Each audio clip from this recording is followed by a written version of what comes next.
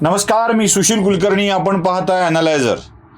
मित्र हो, महाराष्ट्राच्या राजकारणानं आता सगळ्याच मर्यादा ओलांडलेल्या आहेत. जे जे काही व्हायला नको ते ते सगळं महाराष्ट्राच्या राजकारणामध्ये होऊ लागलंय. म्हणजे अकल्पित, अनाकलनीय अशा स्वरूपाच्या घटना महाराष्ट्रात घडतायत. जो जो खेळ होतो त्या प्रत्येक खेळाला दुसऱ्या खेळानं उत्तर मिळतं आणि मग सुरू होतो एक महाखेळ. आता नवाच खेळ महाराष्ट्राच्या राजकारणात सुरू झालेला आहे. हा खेळ त्या खेळाचं प्रत्युत्तर आहे का की जो 4 दिवसापूर्वी महाराष्ट्रात खेळला गेला. किरीट सोमय्या नाव घेतल्याबरोबर अनेकांचे कान टवकारतात, डोळे विस्फारतात आणि अजून काय बघायला मिळणार ह्या लोकांना प्रश्न पडतात. कोणतीही महिला समोर आलेली नसताना किरीट सोमय्या त्या सगळ्या लैंगिक शोषणाच्या आरोपाचे बळी पडले. किरीट सोमय्याला फसविल्याचा, अडकविल्याचा, गुंतविल्याचा, पकडल्याचा शब्द कोणताही वापरा आनंद अनेक जण साजरा करू लागले.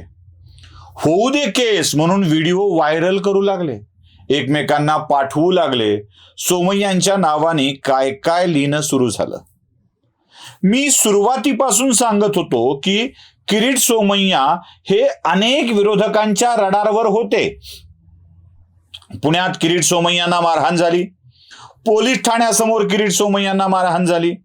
किरीट सोमय्याला सापडेल तिथे बडवा हे धोरण किरीट सोमय्यांनी ज्यांच्यावरती आरोप केले होते त्यांच्याकडून सुरू झालं होतं. मारल्यावरती हा मोठा होतो, काही शाईफेक केल्यावरती हा मोठा होतो हे लक्षात आल्यावरती किरीट सोमय्यांचे कच्चे दुवे पकडून त्यांना अडकविण्याचा प्रयत्न सुरू झाला.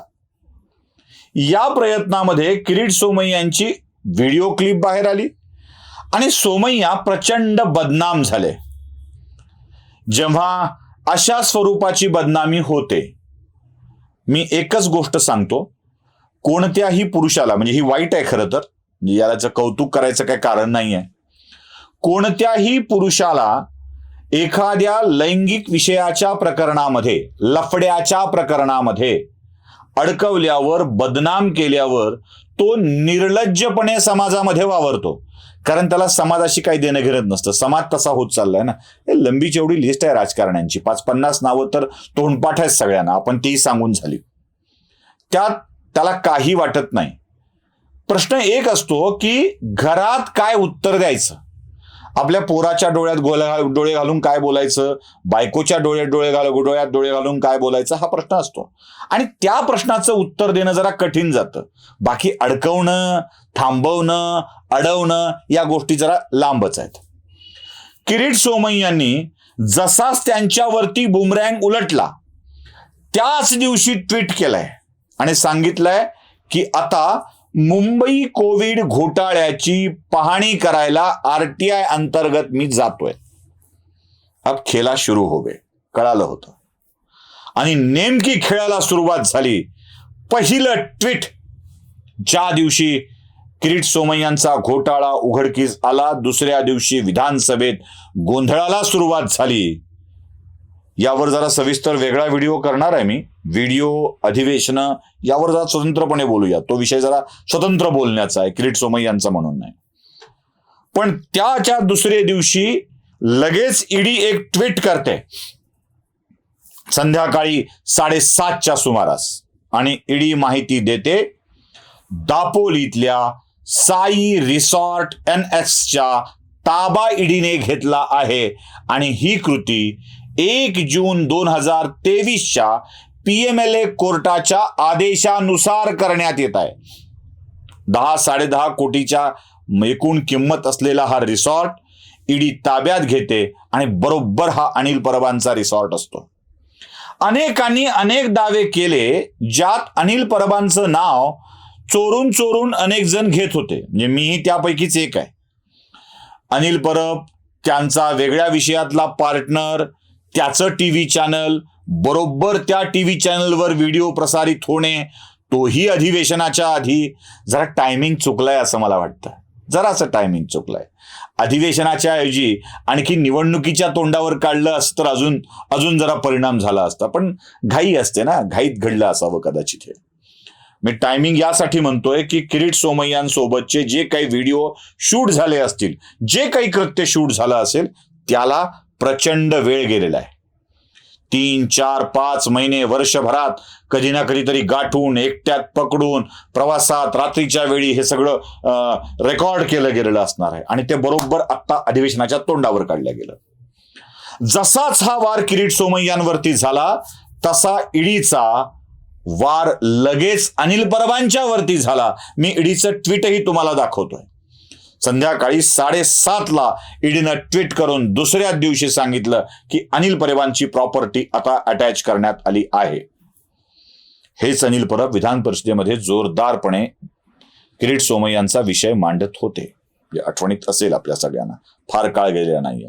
म्हणजे आता अनिल परबांच्यावरत्या कारवाई वाढण्याची वेळ जवळ आली आहे. कदाचित अनिल परबांचा सुजित पाटकर होऊ शकतो. सुजित पाटकरचं काय झालंय तर सुजित पाटकर जे आमच्या भगिनी स्वप्ना पाटकरांचे आत्ताही पती आहेत, म्हणजे ते मागतायत डिव्होर्स पण त्या देत नाहीयेत, आत्ताही पती आहेत, त्या सुजित पाटकरांना अटक करण्यात आलेली आहे. आणि ही अटक आहे मुंबई कोविड घोटाळा प्रकरणामध्ये. आता हा कोविड घोटाळा देखील किरीट सोमय्याच काढतायत. अनिल परबांचा दापोली रिसॉर्टचा साई रिसॉर्ट एनेक्स घोटाळा, जो विना परवाना SRZ क्षेत्रामध्ये बांधण्यात आला होता, त्याचाही घोटाळा किरीट सोमय्यांनी काढला.